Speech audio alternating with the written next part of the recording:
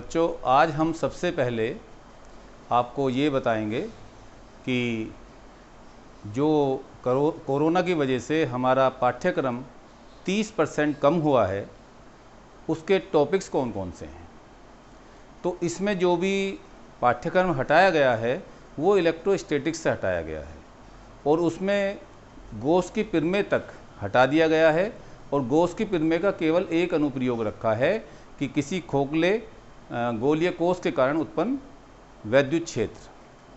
ठीक है, इसकी आपको सिलेबस की पूरी ऑथेंटिक जानकारी जो शासन की तरफ से मेरे पास है उसको मैं अपने चैनल के डिस्क्रिप्शन सेक्शन में डाल दूंगा। आप उसको देख लीजिए और उसे आप नोट कर लीजिए। पढ़ना तो बच्चों आपको सारा ही है, क्योंकि आपको कॉम्पिटिटिव एग्ज़ाम देने हैं या हायर क्लास में जाएंगे, सपोज कीजिए आप बीएससी में जाएंगे तो भी आपको इनके एप्लीकेशंस मिलेंगे, तब वहाँ आपको बहुत प्रॉब्लम फेस होगी। इसलिए पढ़ना तो सारा ही है, लेकिन आप फोकस जो करेंगे एग्ज़ाम के पॉइंट ऑफ व्यू से वो उन टॉपिक्स पे करेंगे जो आपके सिलेबस में दिया हुआ, जिसे मैं आपके इस वीडियो के बाद में डिस्क्रिप्शन में डाल दूँगा। तो आप उसे नोट कर लीजिए और देख लीजिए।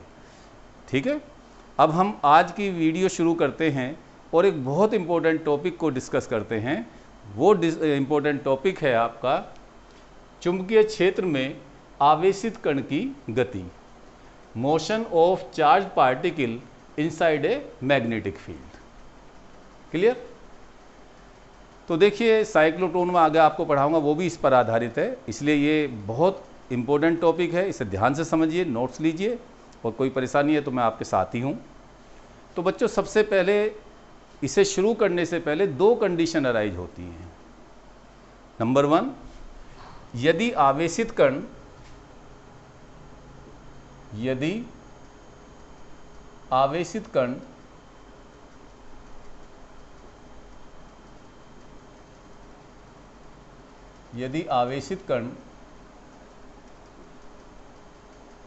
चुंबकीय क्षेत्र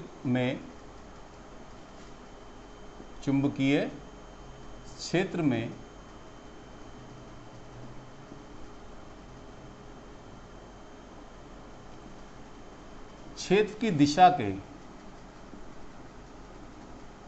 क्षेत्र की दिशा के समांतर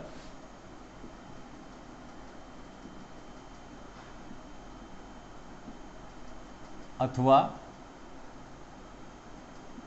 प्रति समांतर, मतलब 0 डिग्री या 180 डिग्री प्रति समांतर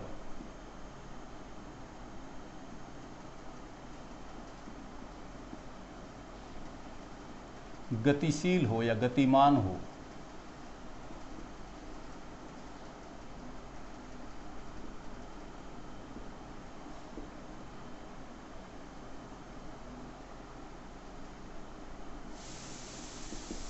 ठीक है बच्चों, फर्स्ट केस ये है कि यदि आवेशित कण चुंबकीय क्षेत्र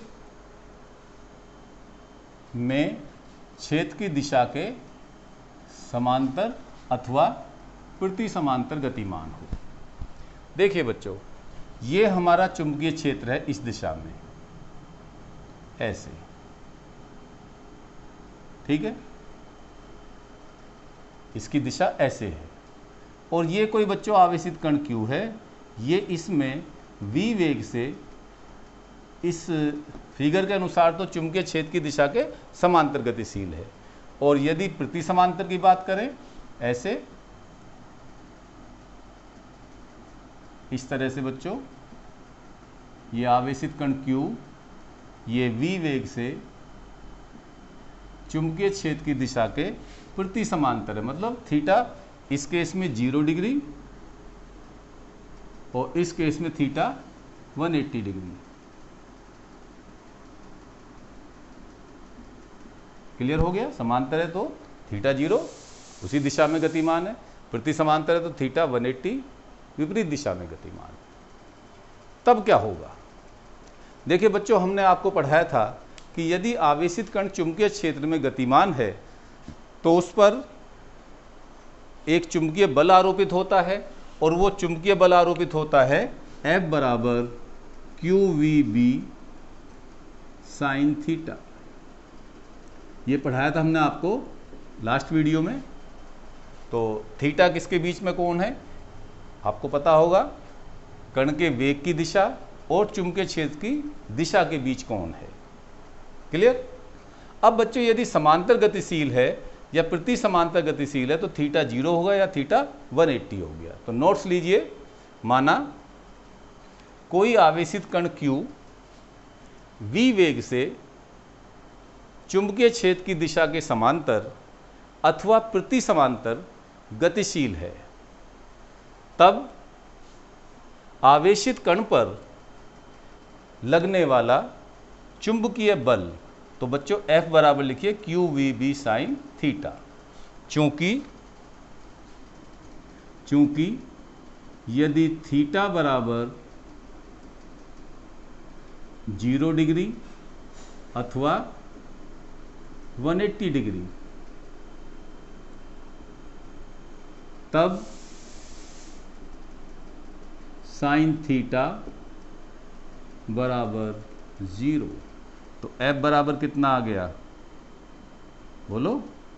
F बराबर आ गया बच्चों हमारे पास 0। तो इसका मतलब ये है कि आवेशित कण पर कोई बल नहीं लगेगा, और जब आवेशित कण पर कोई बल नहीं लगेगा तो वह चुंबकीय क्षेत्र की दिशा के समांतर अथवा प्रति समांतर एक समान वेग से बिना विक्षेपित हुए, ध्यान रखना विक्षेपित नहीं होगा, जिस दिशा में जा रहा है उसी दिशा में चलता रहेगा, गतिशील रहेगा। क्लियर। तो लिखिए आगे नोट्स में लिखिए, अर्थात यदि आवेशित कण चुंबकीय क्षेत्र के समांतर अथवा प्रति समांतर गति करे, तब आवेशित कण पर लगने वाला चुंबकीय बल 0 होगा, जिससे आवेशित कण बिना विक्षेपित हुए अपनी प्रारंभिक दिशा के अनुदिश, जिस दिशा में वो प्रारंभ में चल रहा था, अपनी प्रारंभिक दिशा के अनुदिश गतिशील रहेगा। क्लियर हो गया सबको? कोई डिफिकल्टी है तो बताओ। ओके, चलिए अब सेकंड केस लेते हैं बच्चों। यदि आवेशित कण चुंबकीय क्षेत्र की दिशा के लंबवत गतिमान हो। कैसा गतिमान हो बच्चों? लंबवत गतिमान हो। लंबवत गतिमान हो।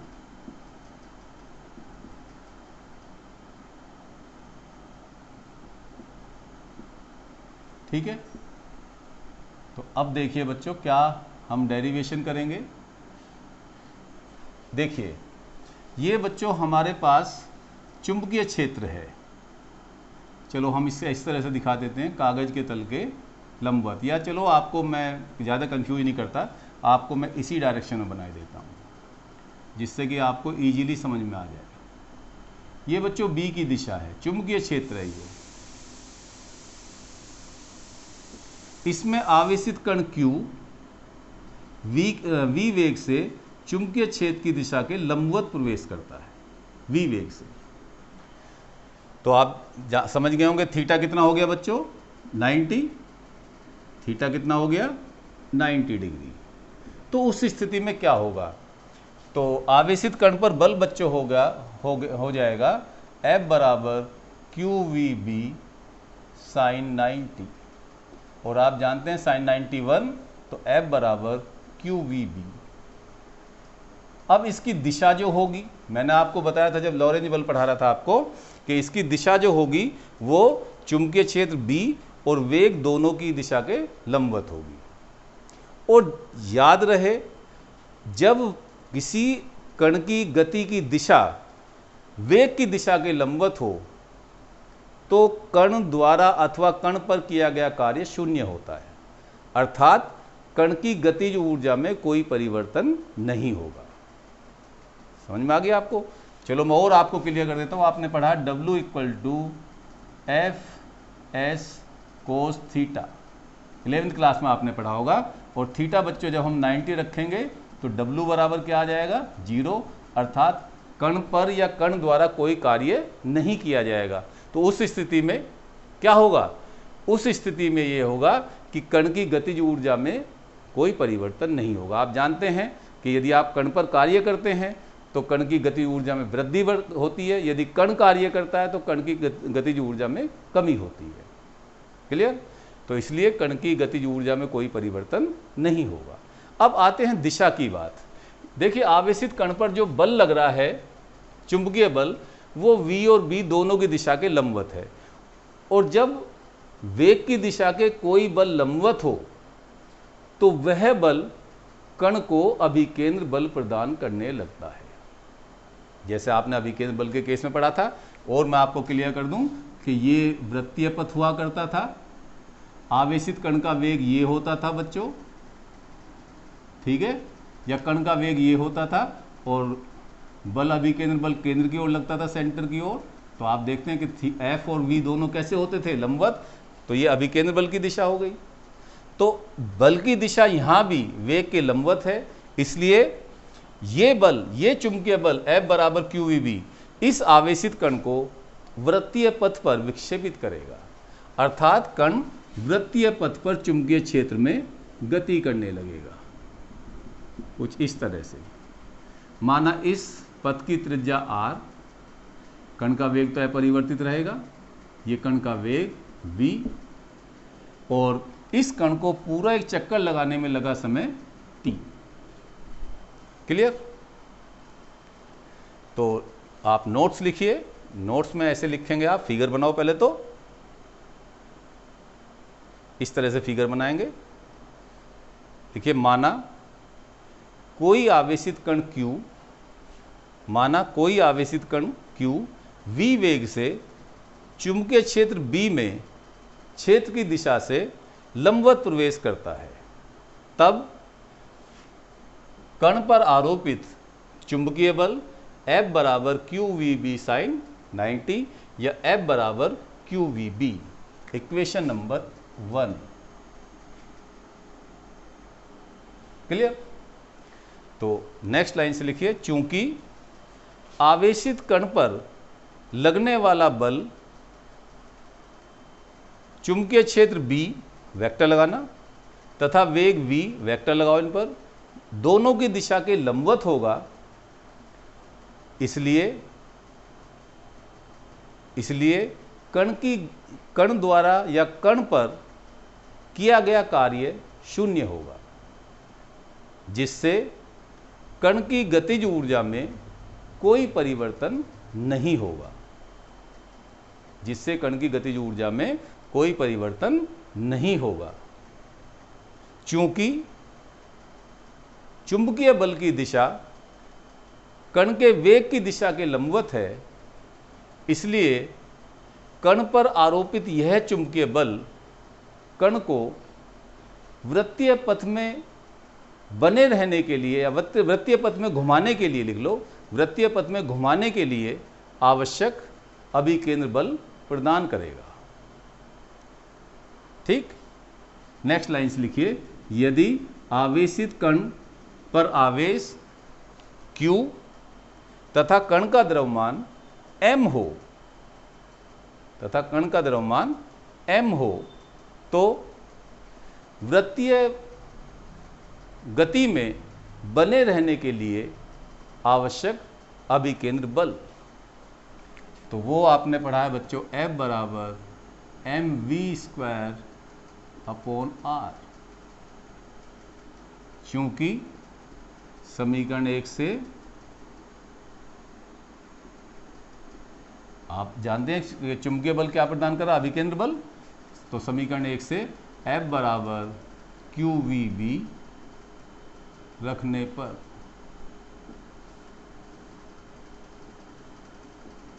तो क्या आया बच्चों, QVB बराबर mv² ओवर r।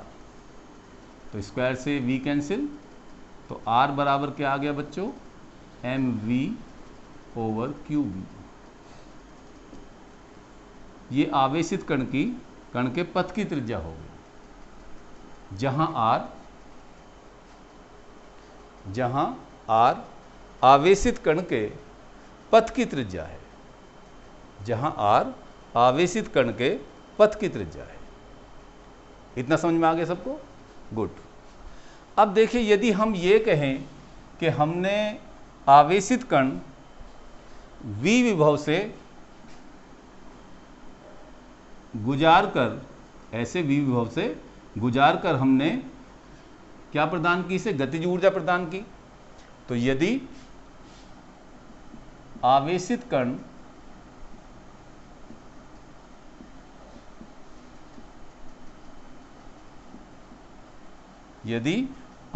कण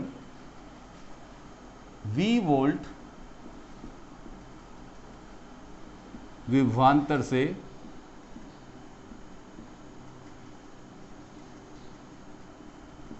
त्वरित किया जाए,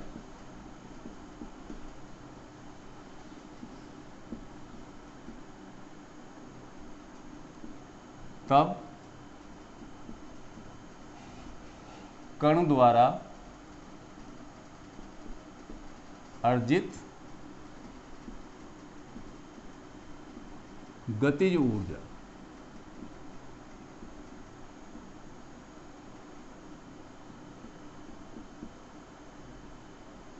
तो ये बच्चे हो गया k बराबर हाफ mv² बराबर किसके, v इंटू क्यू के।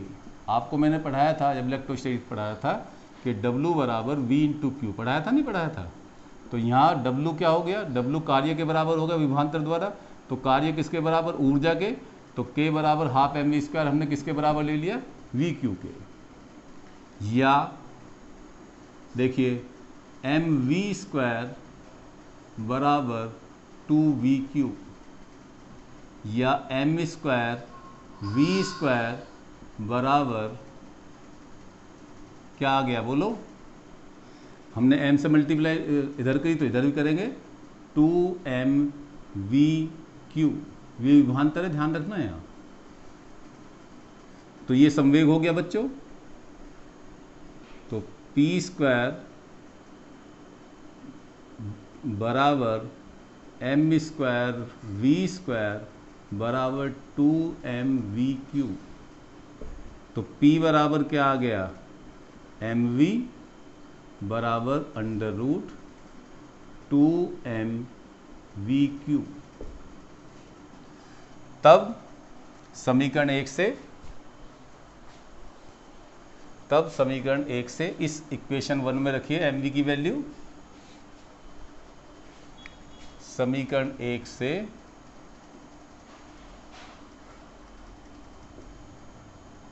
क्या कह सकते हैं बच्चों हम, r बराबर mv की वैल्यू रख दीजिए √2mv³ अपॉन qb, या r बराबर 1/b, इस q को अंदर ले जाएंगे, एक q से q कैंसिल हो जाएगा क्योंकि ये q² बन जाएगा, 2mv/q। इस समीकरण 2 से भी हम कण के पथ की त्रिज्या ज्ञात कर सकते हैं। तो लिख लो, समीकरण 1 और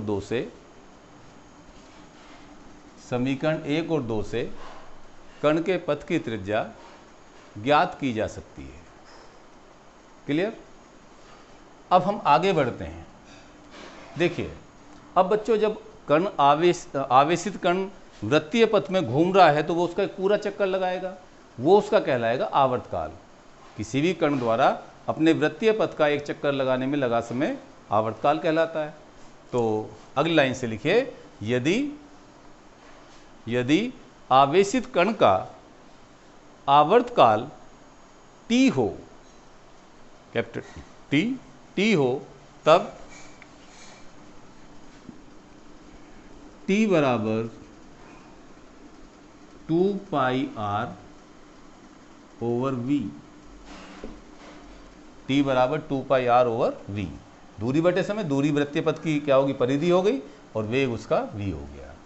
अब समीकरण 1 से r का मान रखने पर r का मान रखने पर। तो क्या है बच्चों, t बराबर 2 पाई अपॉन v और r की value mv over QV। v से v कैंसिल, तो t बराबर, वैसे कैंसिल करना नहीं चाहिए, छोड़ देना चाहिए, लेकिन 11th-12th में चल जाता है। जब आप BSc वगैरह करेंगे तो आप v से v को नहीं काट सकते, केवल नंबर्स को काट सकते हैं, लेकिन 11th-12th में हम कर सकते हैं ऐसा। तो ये आ गया बच्चों 2 पाई m ओवर QV। इस फार्मूले से हमें एक बात की जानकारी मिली, क्या, कि आवेशित कण का आवर्तकाल इस बात पर निर्भर नहीं करता कि कण कितने वेग से चुंबकीय क्षेत्र में प्रवेश करता है। देख लो, v तो इसमें आ ही नहीं रहा, तो वो किस किस पर निर्भर कर रहा है आवर्तकाल? कण के द्रव्यमान पर। जितना कण का द्रव्यमान ज़्यादा होगा उतना ही कण को ज़्यादा समय लगेगा वृत्तीय पथ का पूरा चक्कर लगाने पर। दूसरी बात आवेश का, आवेश के व्युत्क्रमानुपाती हुआ, तो जितना कण का आवेश ज़्यादा होगा उतना ही आवर्तकाल कम होगा। चुंबकीय क्षेत्र पर व्युत्क्रमानुपाती है, तो जितना चुंबकीय क्षेत्र ज़्यादा होगा उतना ही आवर्तकाल कम होगा। क्लियर हो गया बच्चों ये कंसेप्ट? गुड। ये इक्वेशन नंबर 2। अब देखिए बच्चों, आवर्ती जो होती है 1 सेकंड में किए गए चक्रों की संख्या, नंबर ऑफ रेवोल्यूशन पर सेकंड, तो वो आवर्तकाल के उल्टी होती है, विपरीत होती है। तो कण की आवर्ती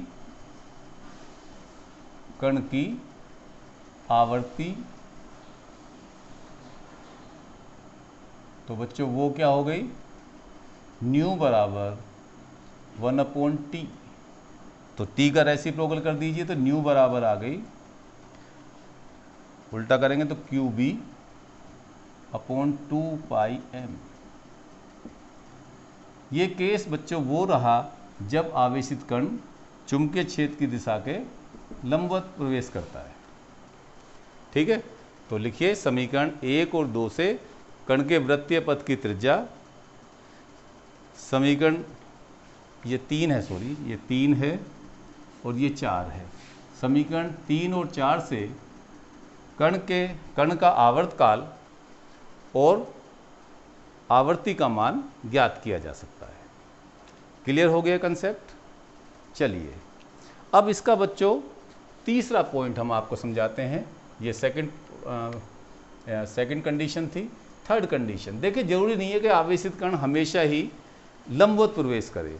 यदि आवेशित कण चुंबकीय क्षेत्र की दिशा से थीटा कोण पर प्रवेश करे तब क्या होगा? तो यदि आवेशित कण चुंबकीय क्षेत्र में क्षेत्र की दिशा से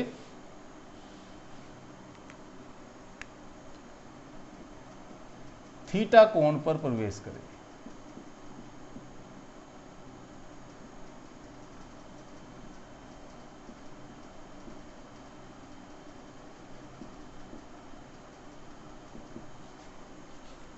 अब देखिए मैं आपको इसे क्लियर कर देता हूं।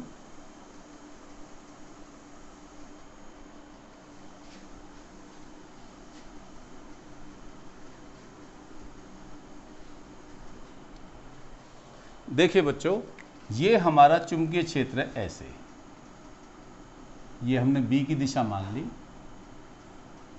ऐसे, और आवेशित कण Q ने B की दिशा से V वेग से थीटा कोण पर प्रवेश किया ऐसे। ठीक है बच्चों, तो देखिए इस वेग के दो घटक होंगे। एक घटक तो होगा बच्चों ये क्षैतिज घटक V कोस थीटा, और ये घटक होगा लंबवत घटक V साइन थीटा। अब आप जानते हैं कि ये घटक V साइन थीटा, लंबवत घटक क्या प्रदान करता है? कण को लारेंज बल प्रदान करता है। तो इस बल के अधीन आवेशित कण चुंबकीय क्षेत्र में वृत्तीय पथ पर गति करेगा ऐसे। अब देखिए बेटा, ये V कोस थीटा ये क्षैतिज दिशा में है, तो ये इसे क्षैतिज दिशा में विस्थापित करेगा ये घटक। तो इसका परिणाम ये होगा कि आवेशित कण का जो पथ होगा वो एक कुंडलिनी जैसा होगा, जैसे स्प्रिंग होती है ना, ऐसे होगा। और आप देखते हैं स्प्रिंग में भी एक वृत्त होता है और वो क्षैतिज से आगे बढ़ती चली जाती है। तो ऐसे ही इसका पथ भी एक स्प्रिंग के जैसा, एक कुंडलिनी के जैसा होगा। क्लियर? ये फिगर बनाइए और लिखिए, यदि आवेशित कण Q चुंबकीय क्षेत्र B में छेद की दिशा से थीटा कोण पर प्रवेश करे, तब कण के वेग का लंबवत घटक v sin थीटा कण को लॉरेंज बल प्रदान करेगा। तब लॉरेंज बल अथवा चुंबकीय बल F बराबर QVB sin थीटा। ठीक है बच्चों? यदि कुंडलिनी की त्रिज्या R हो तो देखिए, तो यह लॉरेंज बल अभिकेंद्र बल प्रदान करेगा, अर्थात mv² R बराबर QVB sin थीटा। तो v से स्क्वायर कैंसिल, तो mv बराबर क्या आया बच्चों? mv² R, sorry, mv/r equal to आया QB sin theta. Oh sorry, एक मिनट, v की जगह बच्चों v² sin² थीटा लेंगे और ये हो जाएगा QVB sin थीटा। ये सब ने डायरेक्ट कर रखा है, आप देख लेंगे तो इससे कोई दिक्कत नहीं होगी। v से ये स्क्वायर कैंसिल, साइन थीटा से साइन थीटा कैंसिल, तो r बराबर क्या आया? mv sin theta upon QB।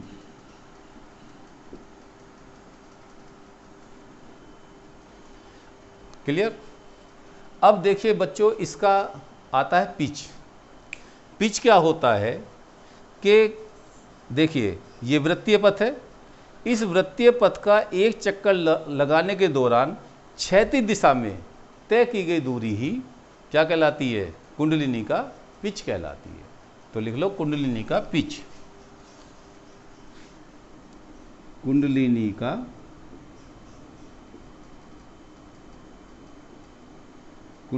का पिच। तो लिखिए, इसमें डेफिनेशन लिखिए इसका। देखिए, आवेशित कण द्वारा कुंडलिनी के एक वृत्तीय पथ में घूमने के दौरान क्षैतिज दिशा में चली गई दूरी को ही कुंडलिनी का पिच कहते हैं। ठीक है? तो इसे हम x से प्रदर्शित करते हैं, या कुछ बुक्स में और भी दिया हुआ। तो x बराबर देखिए क्षैतिज घटक v cos थीटा, क्योंकि यही से विस्थापित कर रहा है, इंटू t। चूँकि t बराबर, देखिए t नहीं बदलेगा, t बराबर हमने आपको पढ़ाया था mv/qb। तो x बराबर आ गया, देखिए क्या आया? v cos थीटा इंटू, नहीं सॉरी, आवर्तकाल हमने आपको अभी पढ़ाया था क्या? 2πm/qb। तो ये आ गया बच्चों x बराबर 2πm/qb। ये कुंडलिनी का पिच हो गया। ठीक है? तो ये कंसेप्ट आपका क्लियर हुआ। अब आपको देखिए बच्चों, मेरी ये आदत है कि जब भी मैं कोई टॉपिक पढ़ाता हूँ तो आपको एक लेटेस्ट आया हुआ न्यूमेरिकल भी कराता हूँ, जिससे कि आपको वो कंसेप्ट बहुत क्लियर हो जाए। तो मेरे पास ये 2020 का सेट है, क्योंकि 19 तक के तो आपकी बुक्स में हैं, 2020 का मेरे पास सेट हैं, ये सातों सेट हैं। उसमें मैंने देखा कि ये एक सेट में ये क्वेश्चन आया हुआ है 3 अंक का, और ये 2020 का XT सेट है, यदि आपके पास हो तो आप देख सकते हैं, ये 2020 का XT सेट है।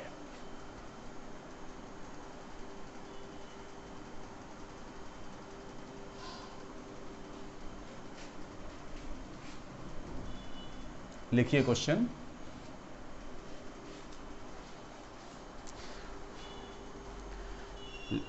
ये क्वेश्चन नंबर 4 का डे पार्ट है। क्वेश्चन नंबर 4 का डी पार्ट।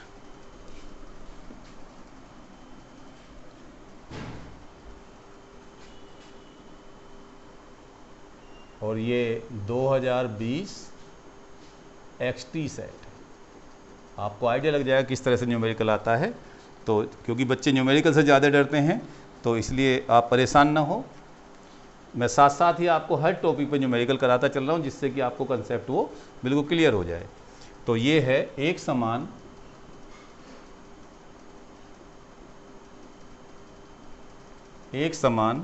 चुंबकीय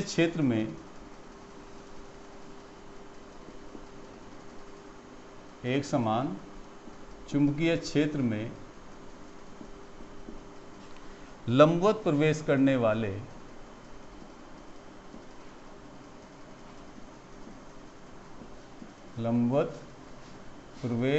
वाले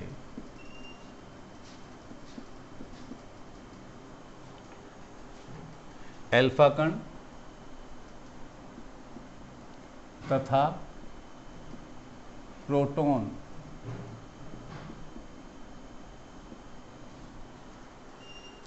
के वेगों का अनुपात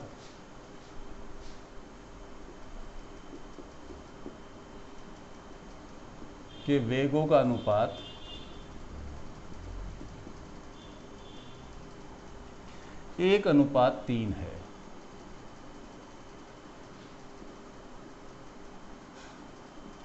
क्षेत्र में प्रवेश करने के बाद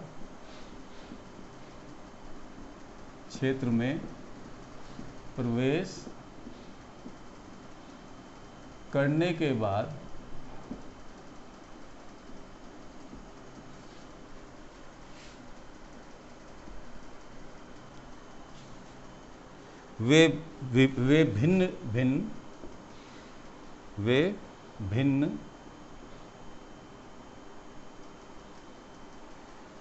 वृत्ताकार पथों पर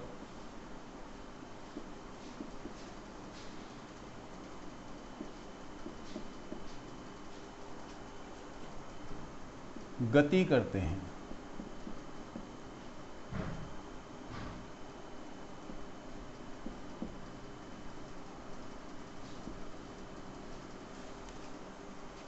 उनके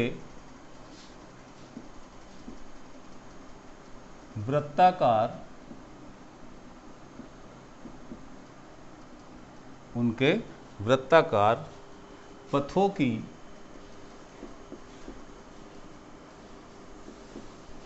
त्रिज्याओं का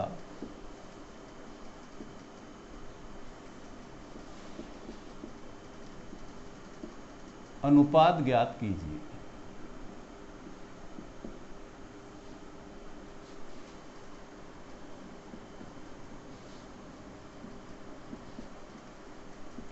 और ये बच्चों 3 अंक का प्रश्न है। ठीक है, अब मैं इसको आपको सोल्व करके दिखाता हूं, तो आपको आइडिया लग जाएगा किस तरह से आप इसको सोल्व करेंगे। सॉल्यूशन। बच्चों क्या दिया है? एक समान चुंबकीय क्षेत्र। तो चुंबकीय क्षेत्र समान है, लंबवत प्रवेश करने वाले दोनों ही कण लंबवत प्रवेश कर रहे हैं। कौन कौन है? एक अल्फा कण और एक प्रोटॉन है। तो पहले अल्फा कण दिया है, तो यहाँ लिखेंगे आप अल्फा कण और इसके लिए सिंबल 1 यूज करेंगे, और यहाँ लिखेंगे प्रोटॉन,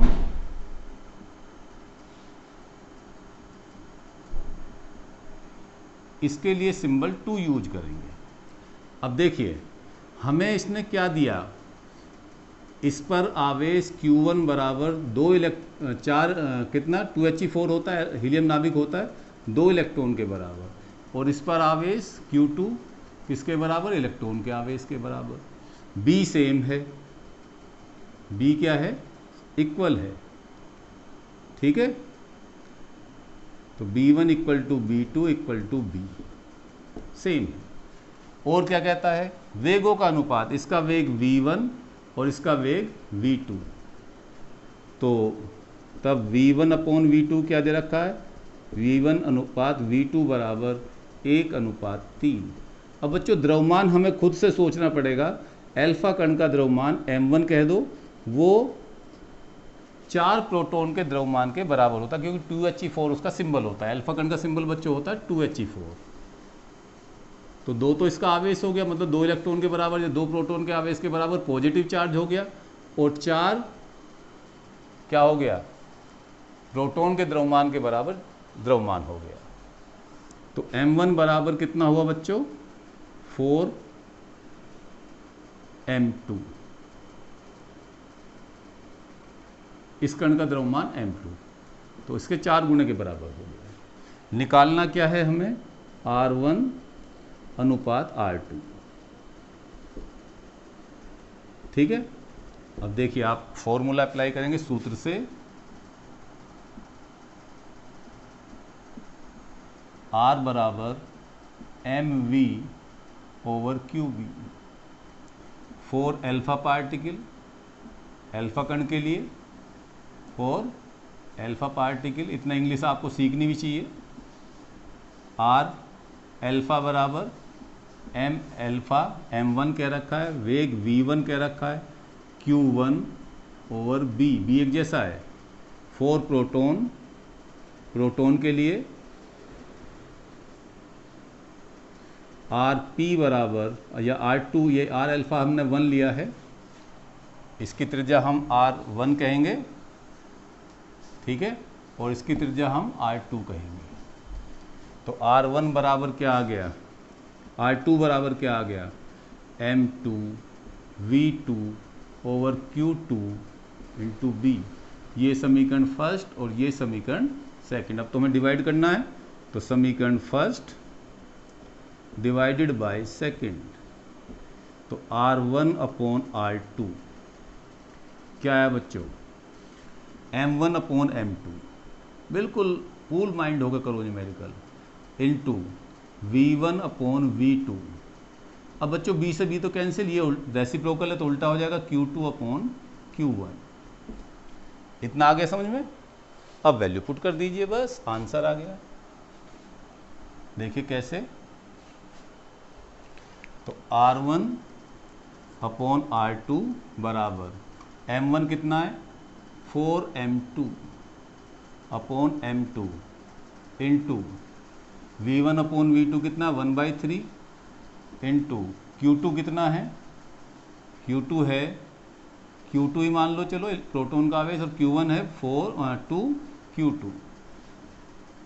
तो q2 से q2 कैंसिल, m2 से m2 कैंसिल, 2 से 2 कैंसिल, तो R1 अपॉन R2 बराबर कितना आया बच्चों, 2/3, या R1 अनुपात R2 बराबर 2:3। ठीक है बच्चों। तो आज की वीडियो में जो मैंने आपको पढ़ाया, ये आपको अब बिल्कुल अच्छी तरह से क्लियर हो गया होगा। आपको ये भी पता लग गया होगा कि किस तरह से बोर्ड में क्वेश्चन पूछे जा रहे हैं। अब आप इसको तो आप नोट करेंगे ही, साथ में जो मैं डिस्क्रिप्शन आपको भेज रहा हूँ उससे आप ये भी नोट कर लीजिए कि क्या आपके सिलेबस में इस साल आने वाला है और क्या इस सिलेबस से हट गया है। Thanks very very much.